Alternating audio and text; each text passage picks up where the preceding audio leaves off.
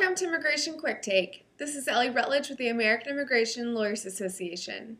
As the children and families at the border continue to make headlines, questions have risen about the experiences they are having inside detention facilities. Here to discuss his experience visiting Artesia, a family detention facility in New Mexico, is Ulsi Vrappi, AILA member and managing partner at Noble & Vrappi. Ulsi, thanks for joining me. Let's start with your experience getting into the facility. Because Artesia was essentially set up overnight and it's not an existing detention facility, obviously logistical problems will come up. And so we've had some issues getting in the early days. It appears as the process has been streamlined, although it does take some time to get in because it's a large federal training facility complex. It's not just a detention center. And those interested, like lawyers who are coming in to see clients, would go to the main gate and would have to have a name and potentially an alien number for the client they're trying to see. And if they are clear, they go through the visitor pass process that the facility issues, and then they have to wait there for an ICE officer to come and pick them up and then drive them in a van outside of the complex and go in through a side gate into the detention area. So it takes some time. So for those who have hearings or interviews scheduled, it's advisable to arrive at least a half an hour, but to be on the safe side, at least an hour ahead of time of the scheduled hearing or interview or whatever the case is. Thanks, Ulsi. What were your impressions of the facility and the treatment of families there? Well, it's a makeshift facility, so it's just a bunch of portable buildings with, it appears they were existing dormitories for federal officials that get trained at the center.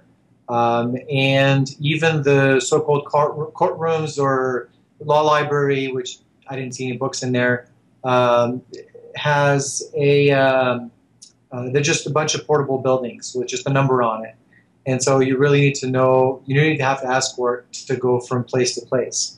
As far as I'm talking to my clients, I was told that there are rooms of 8 people in the dormitories, and so sometimes families, 2 or 3 families, will share a room.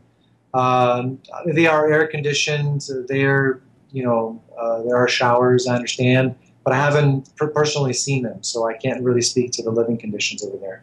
But it does give the impression that this thing was set up overnight because it just has that kind of a feel when you walk in there. What advice do you have for AILA members who are interested in volunteering their services to help families in facilities like Artesia? For those who want to provide pro bono services, AILA National is actually spearheading the efforts of organizing all the pro bono volunteers. Anu Joshi and Susan Timmons at AILA National are at the helm of this. I'm supporting them from the ground here in New Mexico. For all of those who are interested in volunteering, they need to email a special email address that was created by AILA, which is artesia@aila.org, ARTESIA@aila.org.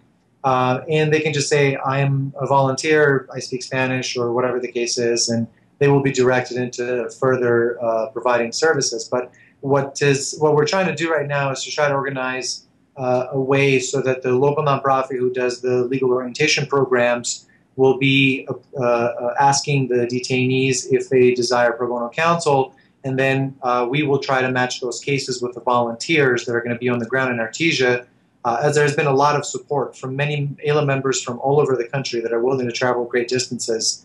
And so the system, we're just setting it up right now. We're hoping it's going to be operational by next week. In the meantime, we're trying to provide emergency services to those who have immediate hearings.